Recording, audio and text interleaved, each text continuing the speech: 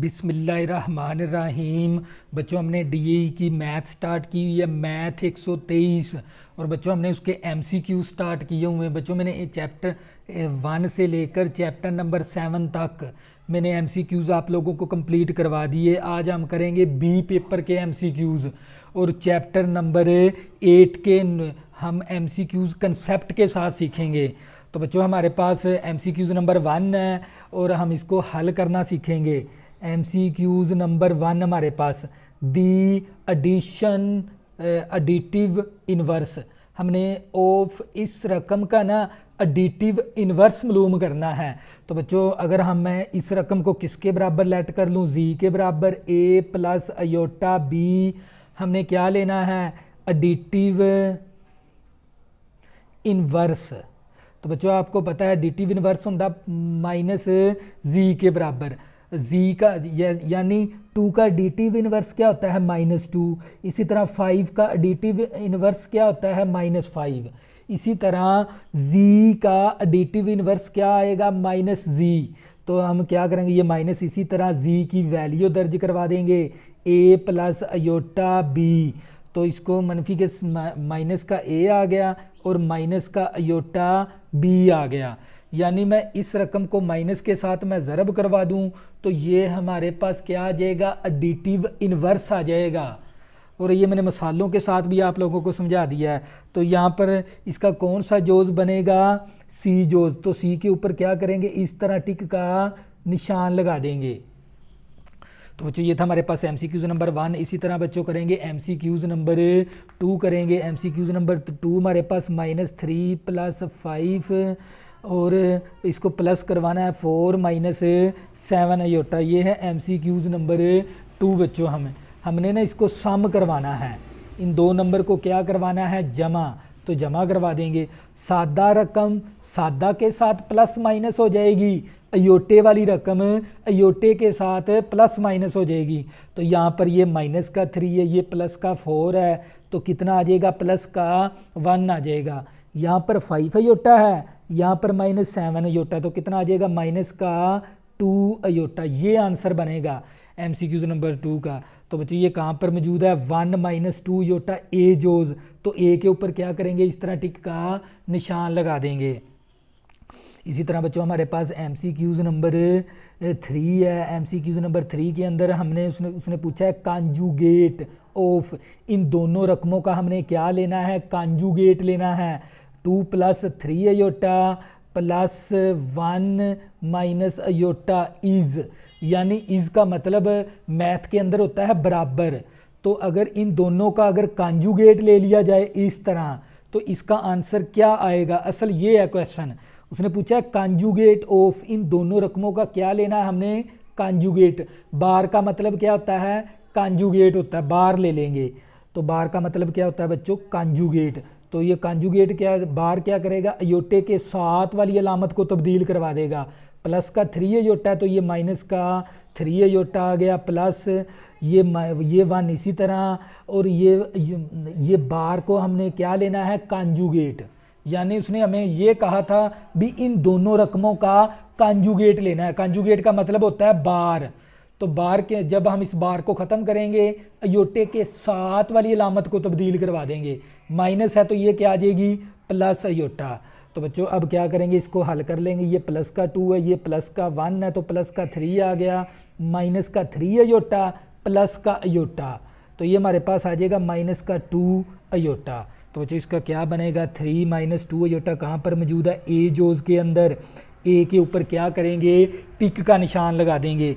इसी तरह बच्चों हमने अब क्या लेना है एमसीक्यूज़ नंबर 4 है हमारे पास 3 + 4 अयोटिक इज, इसका क्या लेना है मॉडुलस। तो आप लोगों को पता है मॉडुलस का ये वाला फार्मूला होता है ए का स्क्वायर प्लस बी स्क्वायर ऊपर जजर। ये किसका फार्मूला है मॉडुलस का। और मॉडुलस को ना इन 2 लाइनों से शो करवाते हैं हम।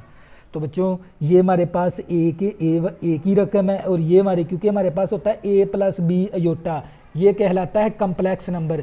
ये शुरू वाली रकम जिसके साथ अयोटा नहीं है वो ए के बराबर है, अयोटे के साथ वाली रकम ये बी के बराबर है। तो बच्चों अब वैल्यू दर्ज करवा देंगे। हमने इसका मॉडुलस लेना, ए की वैल्यू 3 है, 3 का स्केयर आ गया, बी की वैल्यू 4 है तो 4 का स्केयर आ गया। तो बच्चों ये 3 का स्केयर 9, 4 का स्केयर लेंगे 16, तो 16 में 9 जमा करेंगे तो 25 आ जाएगा। 25 का जज़र होता है 5, तो बच्चों इस रकम का मॉडुलस क्या आएगा, 5 आएगा। तो बच्चों 5 के ऊपर क्या करेंगे बच्चों, टिक का निशान लगा देंगे इस तरह। तो बच्चों इसी तरह हमने अब इन दोनों रकमों का क्या लेना है, प्रोडक्ट लेना है MCQs नंबर 5 के अंदर। तो बच्चों हमने इसका क्या लेना है, प्रोडक्ट लेना है 2 + 3 अयोटा। प्रोडक्ट का मतलब होता है हमने ज़रब करवाना है 2 - 3 अयोटा। तो बच्चों इन दोनों रकमों का हमने क्या लेना था, प्रोडक्ट। ये देख लें, product of 2 + 3 iota and 2 - 3 iota, यानी हमने इनको आपस में ज़रब करवाना है। प्रोडक्ट का मतलब होता है ज़रब। तो पहली रकम को इन दोनों के साथ ज़रब करवा देंगे और दूसरी रकम को इन दोनों के साथ ज़रब करवा देंगे। 2 दूनी 4 हो गया, 2 को 3 के साथ ज़रब किया, 2 × 3 = 6 अयोटा, 3 अयोटे को 2 के साथ ज़रब किया तो 6 अयोटा, प्लस माइनस -3 3 9 और अयोटे का स्केयर आ गया। मैंने पहली रकम को इन दोनों के साथ ज़रब करवा दिया और दूसरी रकम को इन दोनों के साथ ज़रब करवा दिया।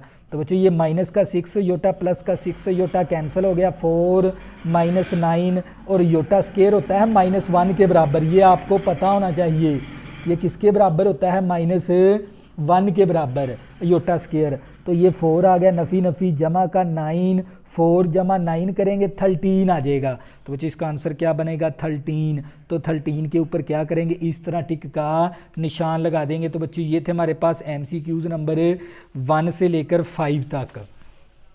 तो बच्चों अब करेंगे नेक्स्ट हम 6 से लेकर नेक्स्ट आगे जितने भी हमारे। तो बच्चों ऑर्डर पेयर, हमने इस रकम का क्या बनाना है, ऑर्डर पेयर। तवज्जो करनी है आप लोगों ने। तो बच्चों ये -3 - 2 अयोटा, ये है MCQs नंबर 6 है हमारे पास। तवज्जो करनी है आप लोगों ने।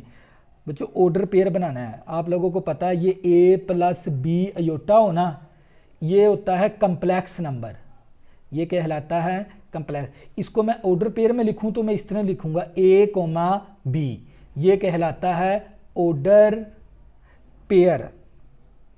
तो बच्चों ये क्या कहलाता है, ऑर्डर पेयर कहलाता है। तवज्जो करनी है आप लोगों ने। तो बच्चों अगर मैं इस रकम को इस तरह लिख दूँ ना, पॉइंट के अंदर इस तरह A, B के अंदर, तो ये ऑर्डर पेयर कहलाता है। तो हमने इस रकम का क्या बनाना है, ऑर्डर पेयर फॉर्म बनानी है। तो ये आ जाएगा -3, -2। तो बच्चों ये आंसर बनेगा। तो इसके ऊपर क्या करेंगे, टिक का निशान लगा देंगे बी जोज के ऊपर। तो बी के अंदर -3, -2 है। तो बच्चों इसी तरह हमें MCQs नंबर 7 दे दिया, जी की वैल्यू दे दी हमें A + अयोटा B, देन का मतलब होता है फिर, जी + जी बार, ये वैल्यू किसके बराबर है ये पूछा है उसने। तो हम क्या करेंगे, क्योंकि हमने इसको हल करवाना है, जी की वैल्यू हमारे पास मौजूद है लेकिन जी बार नहीं है। पहले हम इसका जी बार ले लेंगे, इस तरफ भी बार लगा देंगे, बार का मतलब होता है कॉन्जुगेट, ये हम इसका बार ले लेंगे, ये बार भी कहलाता है और कॉन्जुगेट भी कहते हैं। बार क्या करेगा, अयोटे के साथ वाली अलामत को तब्दील करवा देगा इस तरह। ये आ गया हमारे पास जी बार। अब हमने क्या करना था, इसको हल करवाना था, जी + जी बार। तवज्जो करनी है, जी की वैल्यू हमारे पास A + B अयोटा है और जी बार की वैल्यू यहाँ पर दर्ज करवा देंगे A - अयोटा B। तो बच्चों ये मैंने जी की वैल्यू दर्ज करवाई और ये मैंने जी बार की वैल्यू दर्ज करवा दी। प्लस का B अयोटा, ये माइनस का B अयोटे के साथ कैंसिल। एक अददी सर इसका, एक इसका, A + A कितना आ गया, 2A।